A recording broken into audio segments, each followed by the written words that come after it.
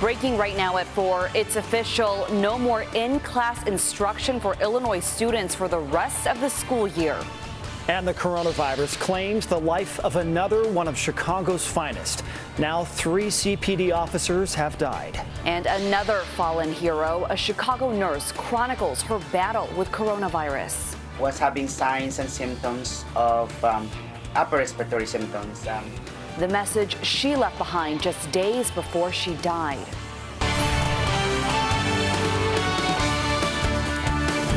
Good afternoon, everyone. I'm Patrick Fazio. And I'm Katie Kim in for Marion Brooks. It's a busy day today as we continue to cover the impact the coronavirus pandemic has on all of our lives. And we begin with information this afternoon. Students will not return to their schools this academic year. Our Marianne Ahern was with the governor when he made the announcement just a short time ago. Marianne. Patrick, other nearby states like Michigan and Indiana had already made this announcement, and now Illinois does the same. However, no doubt parents and students will have mixed feelings about no longer returning to the classroom this academic year. The science says our students can't go back to their normal routine. Therefore, I am suspending in-person learning in schools for the remainder of the 2019-2020 school year. Will students return to school totally caught up? We're not expecting them to. The Illinois State Board of Education will be releasing transition guidance to help schools address learning loss and students' social emotional needs when they return to the classrooms, whenever that is safe to do so. When students left their classrooms in mid-March, they most likely did not realize they would not be back this academic year. It is especially difficult for seniors in high school, and Governor Pritzker recognizes that.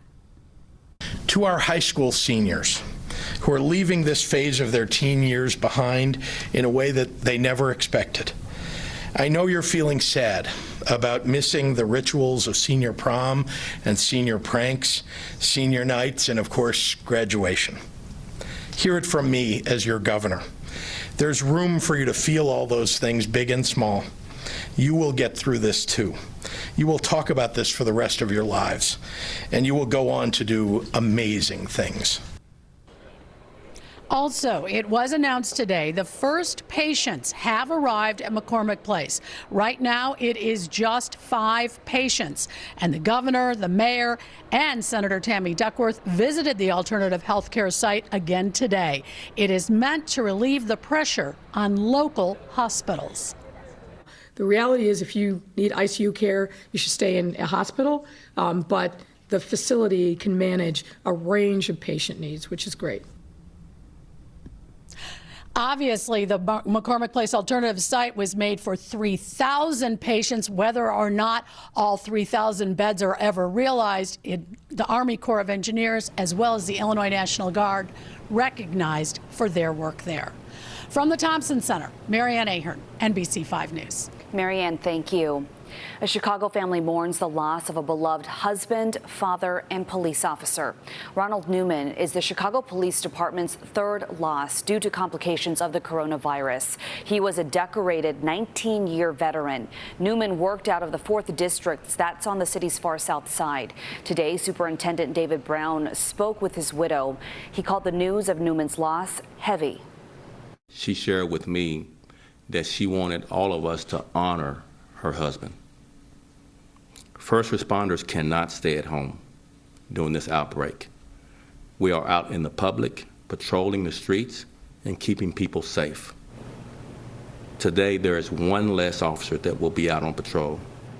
Officer Newman's last day of work was March 22nd. He was hospitalized 4 days later, but sadly never recovered. Officer Newman's death is among 62 new deaths announced in Illinois today. In all, the state has now lost more than 1,100 people due to the coronavirus. Officials also confirmed the state's largest single-day number of new cases at 1,842. Meantime, Indiana reached 2 grim milestones today with 42 new deaths. The state's death toll now surpasses 500. And with 642 new confirmed cases, the state has surpassed 10,000 total cases of the coronavirus. Today, Governor Holcomb extended Indiana's stay-at-home order to May 1st. Some workers on the front lines of this pandemic have given everything they have to help others. Tonight, our Regina Waldrop has the story of one woman who gave everything and then some more.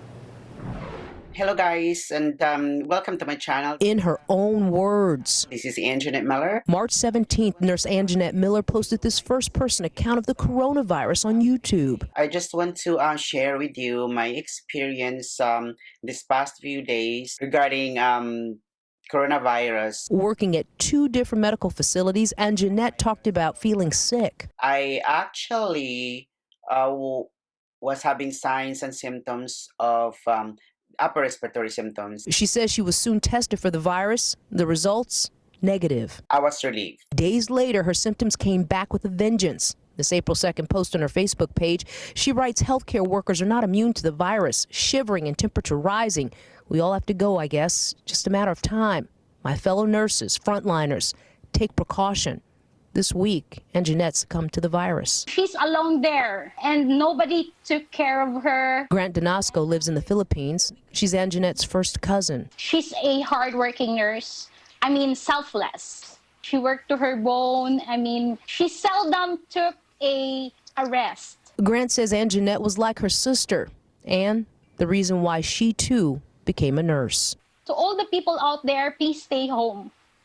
Because there will be a lot of healthcare workers who will risk their life just to save one. Anjanette was planning to return to the Philippines in September to celebrate her father's 80th birthday. The plan now is to have her remains shipped there as soon as possible. Regina Waldrop, NBC 5 News. So unbelievably sad. Our thanks to Regina. Well, officials from Will County and the city of Joliet are trying to get to the bottom of what happened at the Symphony of Joliet nursing home after nearly 24 people died from coronavirus complications. They called on the governor and his team today for a full investigation.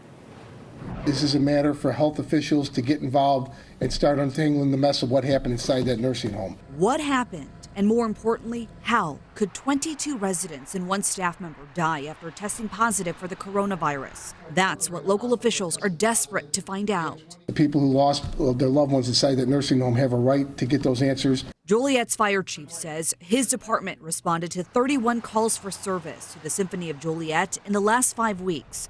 Calls ranging from patients unresponsive or having difficulty breathing to cardiac arrests. Our last call for service was this past Sunday, which was one of those cardiac arrests. That was 2 days before state inspectors arrived at the facility. Sources tell NBC5 investigates Symphony personnel faced a shortage of personal protective equipment and left residents who tested positive for coronavirus in rooms with healthy patients. A Symphony spokesperson disputes that. The staff does have everything that they need in order to protect themselves and to protect the guests. For now, officials say 16 patients, all coronavirus positive, remain at the Joliet location, receiving one-to-one care. Other residents who've tested negative have been transferred to other facilities. Families who've already lost loved ones are heartbroken and baffled. This whole thing is unbelievable. It's numbing. It's shocking. Will County officials say they only oversee food inspections at nursing homes, and all other regulations are left up to the state health department. In Illinois, 296 residents of long-term care facilities have died from coronavirus complications. And Katie, we're also learning about another outbreak at a nursing home, this one in Lincoln Park. 4 residents at St. Mary's home on Lakewood Avenue have died. 6 others there are sick, as well as 4 workers. It's run by the Little Sisters of the Poor. They say employees have masks but are running low on gowns and sanitizing wipes. And despite many of the ongoing issues, plans are underway to begin reopening some parts of the country when possible. Our Phil Rogers is following that story. He joins us from the live desk with today's developments. Phil? Yeah, Katie, you'll remember the president said he was going to let governors call the shots for their individual states on reopening. That was yesterday. Today, he took to Twitter encouraging demonstrators who have been noisily demanding that their states open. Liberate Virginia, the president said in those tweets. Liberate Michigan. Liberate Minnesota. The presidential message is coming even as renewed protests erupted around numerous state capitals, with demonstrators who even the president admitted yesterday appeared to be his supporters. Governor Tim Walz of Minnesota says he phoned the White House today asking for clarification on the apparent disconnect in the presidential messages. I'd like to know what they think we could have done differently because, again, we're leading as we were asked. We flattened the curve. We've built up our PPE. We've kept Minnesotans alive, and we're moving people back into the workforce in a safe manner. I would argue we're doing everything that they're telling us to do, but the difference is I actually have to do it here. Minnesota announced today they're going to start opening some sites like golf courses and recreation areas. Elsewhere, Texas likewise said stores can open next week with what they call retail to-go shopping. Vermont says its farmers markets will open again May 1st. And in Florida, some localities like Jacksonville actually announced today the reopening of beaches. Mayor Lightfoot responded to the presidential tweet with a tweet of her own today. Liberate some tests and PPE, she said. The president is scheduled to speak today at 5 o'clock. Many local leaders obviously hoping he will clarify his position in the face of those demonstrations. Patrick and Katie, back to you. Phil, thank you. And we have continuing coverage of the coronavirus pandemic all the time on NBCChicago.com and on the NBC Chicago app. Turning to the weather now after waking up to snow. It's melted today and still cloudy out there, though. But spring is on the horizon. Paul is promising us that. Hey, Paul. Not going to promise too much. Mid-50s if that's spring. We'll get that coming up this weekend. Widespread snowfall this morning. It was heavy at times, especially west of Chicago. The highest snowfall totals were not south of Chicago. It was in our western suburbs and out toward DeKalb, which received 4 inches of snow. More than 3 or exactly 3 at O'Hare, in Elgin, and also Buffalo Grove. Homer Glen and Peru, each more than 2.5 inches of snow. The snow has moved out. It's going to melt soon, if it hasn't already.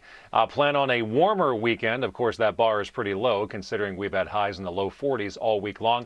And it's rain, not snow, coming up next week. We'll talk about which weekend day is going to be sunnier and milder coming up in a few minutes. All right, we'll see you then. Thank you, Paul. We are learning more about the botched demolition of the old Crawford plant in Little Village. That's the one that created a huge dust cloud that covered the community. Yeah, today Mayor Lightfoot says the city has launched an investigation into the failed effort. The city is also taking swift action to punish the developer and contractors accused of mishandling this. Mayor Lightfoot claims the workers had a plan to keep dust from leaving the site. She says this video proves that didn't happen. They utterly failed to execute, period. The dust cloud, the drifting of that cloud over the Little Village community is utterly and entirely the fault and responsibility of the developer and those subs. The city issued 16 citations to the developer and his subcontractors. It also pulled 1 license and is looking to pull another. Well, as we told you at the top of the show, the governor was involved in making some difficult announcements today, but he also found some time to give us an entertaining reminder of how to practice social distancing, and he had some help from a few very adorable friends at the Shedd Aquarium. But if you need to leave your house, make sure you're 6 feet apart, and that means everyone. All right, now 6 feet apart. This is part of the All in Illinois initiative, reminding Illinoisans that we are all in this together during this historic pandemic. I think it's just perfect with those penguins. Animals help, don't they? Yes. Well, just ahead, local nurses have been protesting the temporary shutdown of a Southside ER. We'll tell you how their efforts have finally paid off. And a promising treatment for coronavirus is in the works right here in Chicago. And now we want to say thanks to some of the heroes keeping essential businesses up and running.